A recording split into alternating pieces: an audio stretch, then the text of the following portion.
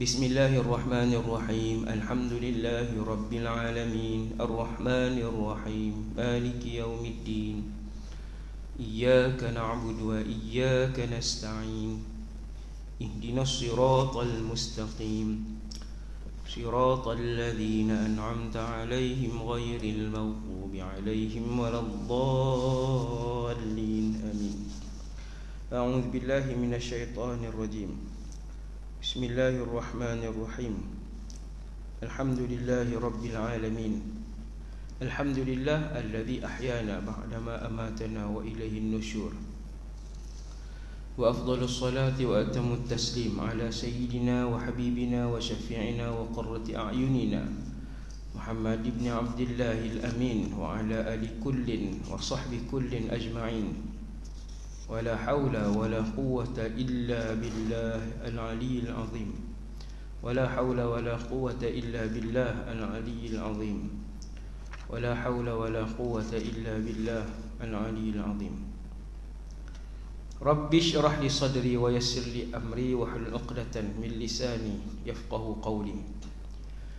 اللهم اهد قلبي وسدد لساني بحق سيدنا محمد صلى الله عليه وسلم. Radina billahi rabba, kami semua redha Allah Tuhan kami. Wabil islami dina, kami semua redha Islam cara hidup kami. Wabi Muhammadin rasula, dan kami redha bahawa Muhammad sallallahu alaihi wasallam seorang nabi dan rasul. Subhanallah wa bihamdihi adada khalqihi wa ridha nafsihi wa zinata arshihi wa midada kalimatihi. Subhanallah wa bihamdihi adada khalqihi wa ridha nafsihi wa zinata arshihi wa midada kalimatihi.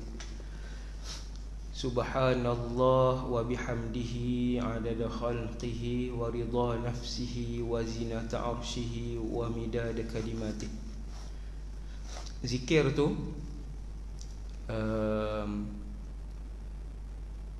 Nabi tinggalkan seorang isteri dia, pergi sembahyang subuh. Isteri Nabi solat di rumah. Kemudian Nabi wirid sampai terbit matahari. Kemudian Nabi tunggu. Kemudian Nabi solat duha. Kemudian Nabi duduk dengan sahabat. Kemudian Nabi balik. Bila Nabi balik rumah, isteri Nabi yang tadi ini dalam keadaan sedang beribadat, masih beribadah, radhiyallahu anha. Kemudian Nabi tanya, adakah daripada tadi kamu duduk beribadah sampai aku balik ni lebih kurang 2 jam? Lebih kurang 2 jam. Isteri Nabi jawab, ya. Kemudian Nabi kata, ada satu zikir, kalau aku sebut zikir ini, melebihi pahala kamu daripada kamu duduk tadi sampai sekarang. Zikir tu subhanallah wa bihamdihi. Maha suci Allah dan pujian kepada Allah. Adada khalqihi, sebanyak ciptaan makhluk oleh Allah. Wa ridha nafsihi, dan sebanyak keridaan dirinya Allah. Wa zinata arshihi, dan seberat timbangan arash. Wa midada kalimatihi, dan sebanyak dakwat kalimah-kalimah Allah. Jadi zikir tu Nabi ajak pagi-pagi tuan-tuan boleh sebut sebanyak 3 kali. Subhanallah wa bihamdihi adada khalqihi wa ridha nafsihi wa zinata arshihi wa midada kalimatihi. Kemudian bismillahilladzi la yadurru ma'asmihi syai'un fil ard wa la fis sama' wa huwas samiul alim. 3 kali. Bismillahilladzi la yadurru ma'asmihi syai'un fil ard wa la fis sama' wa huwas samiul alim. Bismillahilladzi la yadurru ma'asmihi syai'un fil ard wa la fis sama' wa huwas samiul alim. Hak ni pula Nabi jamin sesiapa yang yakin membaca zikir ini dengan yakin kepada Allah, baik sangka dengan Allah, baik sangka dengan Allah. Ni nak kena bina ni. Benda apa pun tuan-tuan minta, baik sangka dengan Allah. Yakin Tuhan Allah mesti bagi. Dan Allah akan bagi berdasarkan bagaimana sangkaan kita kepada Allah. Nabi sebut yang membaca Bismillahirrahmanirrahim 3 kali ini tidak akan memudaratkan dia sesuatu yang ada di bumi dan yang ada di langit sehinggalah pada waktu petang. Kemudian kena renew di zikir ni pada waktu petang. Asar pun boleh, maghrib pun boleh. Renew balik 3 kali. Renew semula 3 kali. Bismillahirrahmanirrahim. La yadurru ma'asmihi syai'un fil ard wala fis sama' wa huwas sami'ul alim.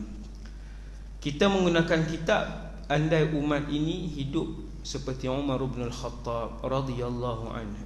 Kita sampai pada muka surat 68 bab 6. Sayyidina Umar peminum arak tegar sebelum masuk Islam. Minum arak ni tuan-tuan jangan bayang clubbing, maksudnya berjoget-joget, berzina. Arak ini pada zaman itu diminum oleh majoriti penduduk Mekah dan Madinah. Semua ke minum? Tak semua, tapi ramai minum. Dan dia arak ni maksudnya makan tengah hari, lepas tu ada arak. Air yang dihidangkan arak. Kalau orang main rumah, lepas tu hidang sekali. Makan bihun goreng ke apa, ada air arak sama. Dia bukan, air arak ni bukan untuk pesta, bukan untuk maksudnya sekali dengan dadah, sekali dengan zina, bukan. Dia minuman yang penduduk Mekah dan Madinah buat. Tiap-tiap rumah ada tong arak itu. Bukan semua rumah lah, hampir banyak yang ada. Jadi nak faham macam kita hari ni, kalau orang mai makanan minuman rasmi hampir seluruh penduduk Malaysia ni TO. Saya tak tahulah hari ni berubah, takut Pepsi ke apa nama ni 100 plus ke, wallahu alam. Tapi kalau dulu pergi mana-mana rumah pun minuman yang dihidangkan sama ada TO ataupun apa dia satu lagi, kopi O. Nampak tak? Jadi orang Arab zaman tu hidang yang tu. Bukan maksudnya tiap-tiap hari mereka berkhayal, berfoya-foya, bukan. Itu hidangan rasmi, antara yang dihidangkan. Jadi antara yang menyukai arak itu Umar bin Al-Khattab. Dia minum sehinggalah Islam datang. Allahu Akbar. Islam datang. Al-Imam Suyuti dalam Lubabun Nuqul fi Asbabin Nuzul, kitab yang menghimpunkan semua ayat-ayat Quran yang ada asbabun nuzul. Ayat-ayat Quran yang ada sebab kenapa ayat itu diturunkan, dipanggil asbabun nuzul, sababun nuzul. Imam Suyuti himpun semua ayat-ayat yang ada asbab ni tak dalam satu buku, Lubabun Nuqul fi Asbabin Nuzul. Saya rasa ada terjemahan lah, wallahu a'lam. Tuan boleh pergi tengok. Satu hari turun satu ayat, tuan-tuan boleh tengok Al-Baqarah ayat 219. A'udzubillahi minasyaitanirrajim. Sambil belajar sirah Umar, sambil Sayyidina Umar, sambil tengok ayat Quran dan hadis, dapat semua sekali insya-Allah. A'udzu billahi minasyaitonir rajim. Yas'alunaka 'anil khamri wal maisir. Mereka bertanya kepada kamu wahai Muhammad tentang arak dan judi. Qul fihima ithmun kabir. Jawablah wahai Muhammad, arak dan judi ini ada dosa yang besar. Wa manafi'u lin-nasi wa ithmuhuma akbaru min naf'ihima. Dan ada manfaat yang kecil bagi manusia, tetapi dosa keduanya, mudarat keduanya lebih besar daripada manfaatnya.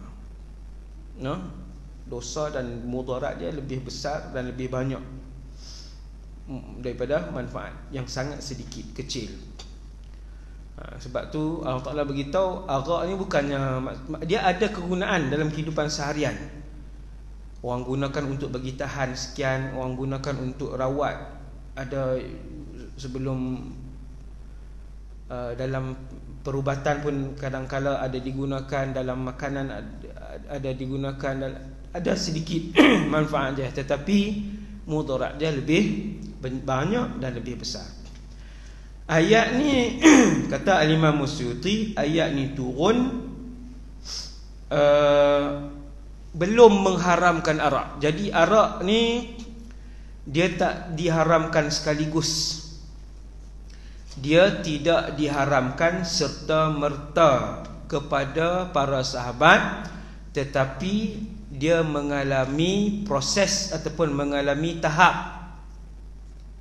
Waktu ayat ni turun, Baqarah ayat 219, para sahabat masih boleh minum arak kerana dia belum diharamkan serta merta. Rasulullah minum arak tak sebelum jadi Nabi? Tidak.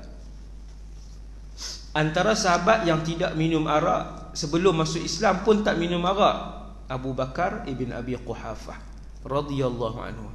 Sayyidina Abu Bakar tak sentuh arak.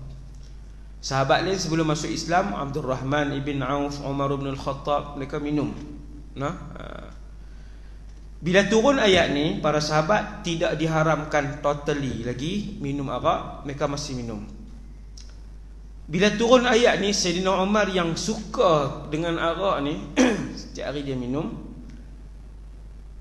Dalam satu kisah disebutkan Sayyidina Umar dia mengadu kepada Allah, dia kata, wahai Allah, turunkanlah arahan pengharaman arak secara berperingkat, supaya hati kami tenang dan lega dan boleh terima benda yang kami minum lama ni. Lalu Allah Ta'ala turun ayat yang pertama. Kemudian selepas itu para sahabat ada sebahagian sebelum semayang, di dalam ni ada satu kali mereka pergi rumah Abdul Rahman ibn Auf, mereka minum. Biasalah, bukan pergi menari, bukan pergi menari, main judi, lepas tu berzina, bukan. Pergi rumah ziarah. Sayyidina Abdul Rahman ibn Auf hidangkan arak, kemudian minum. Habis makan minum, masuk waktu solat, sahabat terus solat. Ini perangai semua sahabat, mereka tidak melewatkan solat. Solat di awal waktu, semayang di rumah. Bila solat baca mereka baca yang jadi imam Sayyidina Ali, dia baca bacaan masuk ayat ni, daripada ayat ni surah masuk ke surah ni, daripada surah ni masuk ke surah ni. Jadi beri cerita itu sampai kepada Nabi sallallahu alaihi wasallam. Kemudian turun ayat. Selepas peristiwa itu turun pula surah An-Nisa ayat 43. Tuan-tuan boleh tengok muka surat 70 buku yang kita guna ni. Turun ayat pengharaman, bukan pengharaman lagi, turun ayat yang melarang minum arak. Yang kedua ketika nak solat pula. Ya ayyuhalladzina amanu la taqrabus salata wa antum sukara. Wahai orang yang beriman, jangan kamu menghampiri solat sedangkan dalam kamu keadaan mabuk, sehinggalah kamu sedar dan tahu apa yang kamu katakan. Nak solat Zuhur 1:30, pukul 12, pukul 11 jangan sentuh dah arak. Sebab sekejap nak solat. Hak ni bukan hukum untuk hari ni ya. Sekejap ambil kad pula saya cakap ni buat hukum untuk hari ni, bukan. Yang ni dulu proses pengharaman arak beberapa peringkat. Ini ayat Quran yang kedua yang turun melarang para sahabat menghampiri arak ketika waktu nak solat. Maksudnya macam tadilah, Zuhur 1:30, 12:30, 12 tu jangan sentuh dah.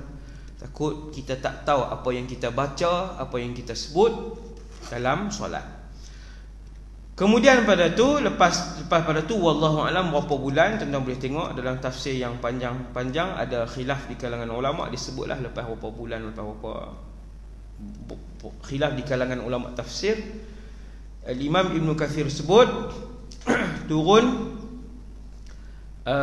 surah Al-Maidah ayat 90 sampai ayat 91, iaitu ya ayyuhalladzina amanu innamal khamru wal maisiru wal ansabu wal azlamu rijsum min 'amalis syaitani fajtanibuh. Maksudnya jauhkanlah diri kalian daripada benda-benda tu. Apa dia? Arak, judi, pemujaan berhala, mengundi nasib, tilik nasib, bayang dengan batang-batang anak panah.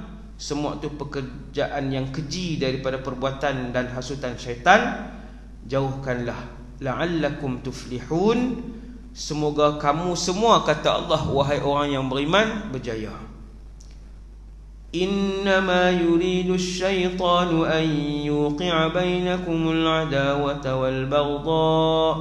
Kemudian Allah Ta'ala beritahu, sungguhnya syaitan itu nak timbulkan permusuhan, kebencian di antara kamu. Bila kamu minum arak, berjudi, memecahkan keharmonian rumah tangga, pecah belah dan sebagainya.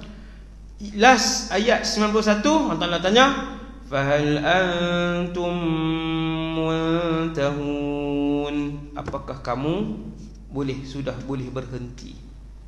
Apa jawab Sayyidina Umar apabila ayat ini dibacakan oleh Rasulullah sallallahu alaihi wasallam?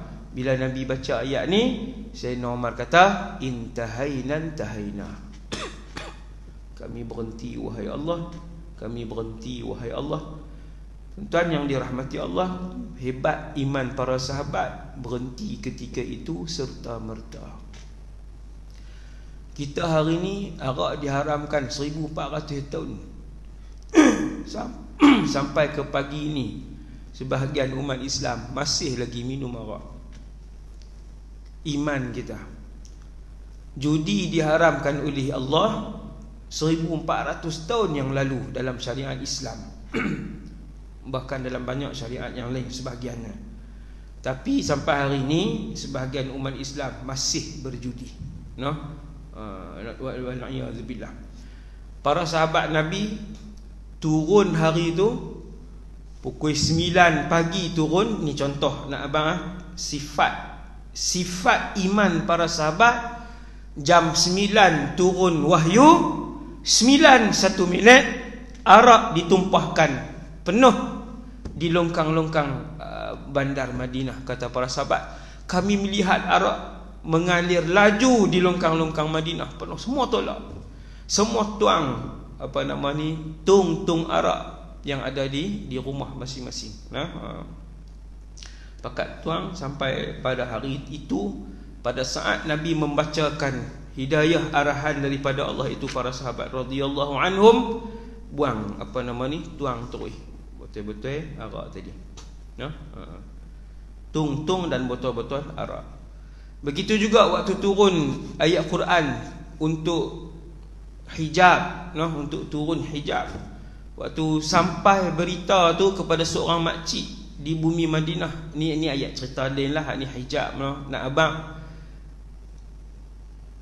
Iman para sahabat radhiyallahu anhum, tinggi iman dan patuh para sahabat. Bila turun ayat hijab tadi, makcik ni duduk berjalan. Bila sampai kat dia, orang bagi tahu makcik, Allah Ta'ala arahkan untuk semua muslimat di kalangan umat Muhammad berhijab. Maka dia berhenti di situ. Berhenti dia, tak berjalan dia. Dia suruh anak dia pergi ambil di rumah kain yang lebihan untuk tutup muka dia, kepala dia nak tutup bagi lebih ni kan. Orang tanya dia kenapa kenapa berhenti. Dia sebut makcik ni kata, aku takkan berjalan di atas muka bumi Allah dalam keadaan tidak melaksanakan sepenuhnya arahan Allah. Iman orang dulu, iman para sahabat, umat Nabi Muhammad yang terbaik. Umat Nabi Muhammad yang terbaik. Kemudian yang terakhir untuk pagi ini, kita tengok muka surat 73. Muka surat 73 ni sebenarnya kita dah baca, iaitulah kisah bagaimana iman masuk ke dalam hati Sayyidina Umar bin Al-Khattab. Dan cumanya di sini diceritakan bahawa Sayyidina Umar ini dilatih oleh ayahnya untuk bekerja. Dia bukan anak ayah yang duduk di rumah main PUBG, main Mobile Legend 3 jam 4 jam, lepas tu nak cabut rumput pun tak larat. Yang tu keadaan remaja hari ni. Saya mengajak lebih 15 tahun. Lebih 15 tahun. Daripada sebelum balik Syria lagi, dah mengajak pelajar hari ni, sekolah rendah ke, sekolah menengah ke, lembek. Tak boleh nak buat kerja berat, tak boleh. Tak mampu nak buat kerja berat, maka kena latih. Kalau dulu mak ayah dulu angkut tanah ni biasa, order selori, sekali dia beritahu lah, anak lelaki seorang ke, kalau 2 orang ke, 3 orang ke, kalau seorang nasib kan, sekali dia beritahu angkut tanah ni semua pergi bodi belakang, angkut lah.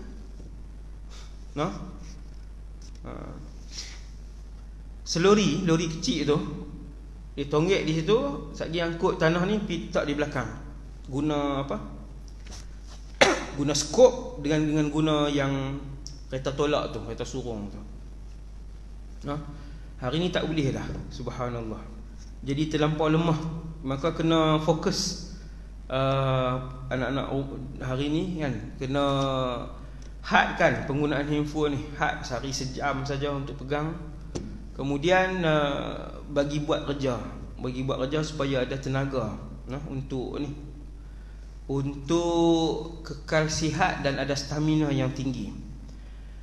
Umar bin Al-Khattab dilatih oleh ayah dia daripada sebelum remaja lagi. Mereka kata, penduduk Mekah kata, kami melihat Umar mengembala kambing, unta milik ayah dia dan milik mak saudara dia. Milik ayah dia, milik mak saudara dia, yang berjumlah puluhan bahkan ratusan ekor, 25 km daripada Mekah, di atas sebuah bukit yang tinggi. Di atas sebuah bukit yang tinggi. Apa nama? Bukit Dajnan, Gunung Dajnan. Siapa pergi umrah boleh cari Gunung Dajnan, ada 25 km. Hari ni punya remaja suruh berjalan kaki 10 km. Bukan pergi mengembala tau, pergi berjalan kaki. Hasbunallah wa ni'mal wakil. Sebab tu kena latih. Bawa mereka jalan kan 3 kilo 4 km lah, tak payahlah lah PKP jalan kena saman pula kan. Kena latih tuan-tuan. Kecuali lah si ayah pun duk gila main handphone juga, hak mak pun duk gila main handphone, semua pakai duk dalam rumah. Keluar lah semua hak generasi lembab, tak larat ni, tak larat buat kerja kan. Maka kena latih. 25 km daripada Mekah, atas Gunung Dajnan.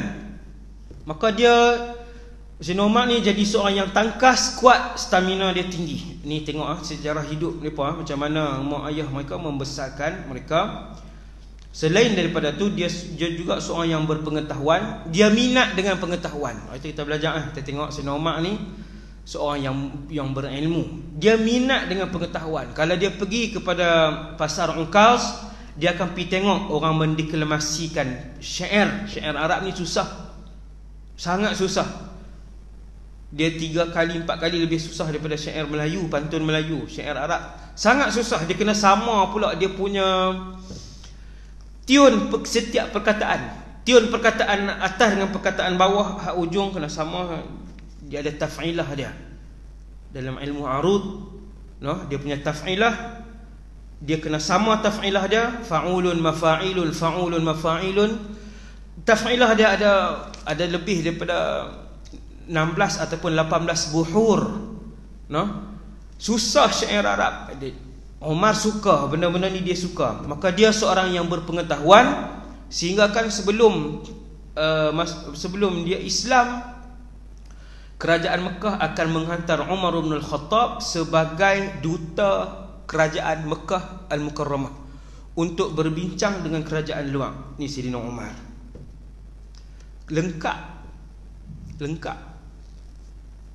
dengan kecerdikan dia, pengetahuan dia yang luas, sihat tubuh badan dia tegas, stamina kuat, wara' dia, ilmu dia yang tinggi, ilmu agama dia pun banyak. Dia salah seorang daripada mufti di kalangan sahabat.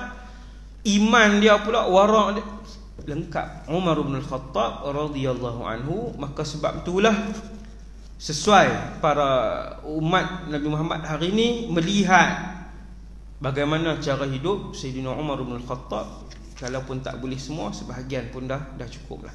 Nah, jadi yang tu saja untuk pagi ini. Semoga kita mendapat manfaat daripada kisah kehidupan orang saleh, orang alim, umat Nabi yang sangat dikasihi oleh Allah dan Rasulnya, iaitulah Umar bin Al-Khattab, untuk kita jadikan panduan dalam kehidupan kita. Kita sambung insya-Allah muka surat 77 nanti esok insya-Allah.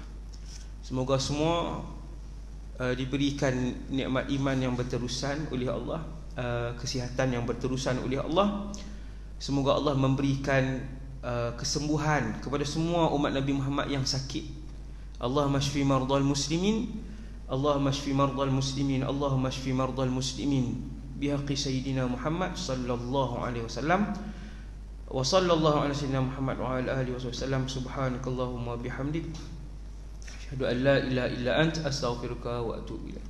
Assalamualaikum warahmatullahi wabarakatuh.